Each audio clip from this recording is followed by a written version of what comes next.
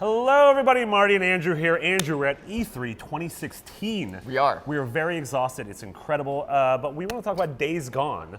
Finally a zombie game. Finally a zombie game, but most importantly, this. finally a Sony Bend game, which we've been Yes, expecting for so long. That's the folks who made Siphon Filter and Golden Abyss. Yeah, they haven't had a game come out since 2012, Uncharted Golden Abyss on the Vita. On the Vita. This is the zombie game that we saw a cinematic trailer at the beginning of the conference, and then a cool gameplay demo at the end of the conference. We both saw a little more. What did you think? So it's not a zombie game, it's a freaker game. Rather than the traditional definition of zombie, the big thing Bend is pushing is that these are people who are almost Last of Us style. They're like infected, but they're still alive, and they still have the drive to find food. Like zombies. Like zombies, exactly. Yeah. Or, you know, freakers, zombies, Apple, the infected. Other Apple. Yeah. But the big thing that I think makes this unique is that it's almost that World War Z style horde of zombies. Yeah. And it is hundreds and hundreds and hundreds, and it's like the first thing to say off the bat, and you saw a little bit of this in the press conference demo, is like this game, the fact that it can have that many zombies on screen and look that good, freakers on screen, and look that good is incredible. Yeah, like technically this is amazing. Yeah, it's really impressive because it takes the mentality from something like Dead Rising, where like, hey, we're gonna throw an entire mall of zombies, but it gives them sort of the intelligence to group together and to run at you together, and it's sort of terrifying when you see a swarm of anything coming at you. It's kind of terrifying. You see a swarm of puppies coming at you, and I'd be like, all right, we need to pause for a little bit. That proves the rule.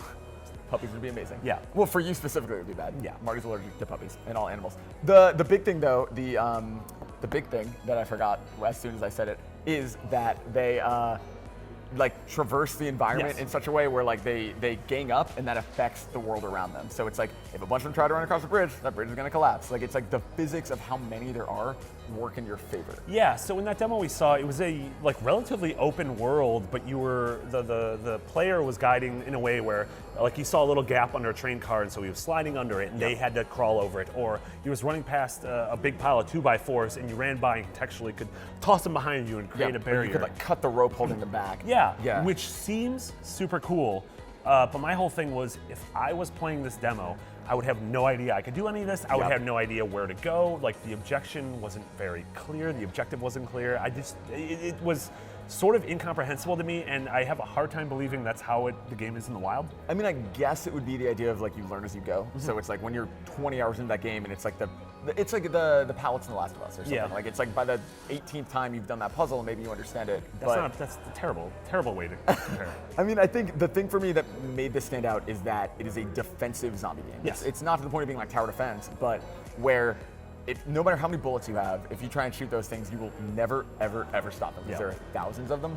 But if you knock a bunch of barrels down so they trip over them, or if you, throw a bunch of dogs in their way, or whatever you're going to do to get in their way, it'll slow them down, and that means you can run away faster. Yeah, totally. And I mean, the game is undeniably gorgeous. I love that Bend is in Oregon, and it takes place in the Pacific Northwest. And it really has this incredible feel of, you're in the middle of a forest, and Oregon is this place that has forests. It's the high desert. You're going to have snow. You're going to have cities. And I'm really excited to explore this semi-post-apocalyptic open world in a place like this. And I want to know more about the main character. His name is Deacon. He's a former biker, and he's a bounty hunter. And like, we don't really know why he's doing this. Like, what is the economy in this post-apocalyptic world? Like, what is his goal for doing this? And I think like that's the piece missing right now. Like I keep saying The Last of Us, I feel like it's just an easy comparison by being another Sony first-party game, but in that, it's like I cared about everything going on with the infection, but I mostly cared about Joel and Ellie. Yeah. And that's what I need here. That's the piece of the puzzle missing, is that I'm super intrigued by the world, I'm super intrigued by the tech, but like, why do I care about his we saw a little bit of why we should care about Deacon in the cinematic trailer. We didn't really get anything in the gameplay trailer, so I guess hopefully leading forward,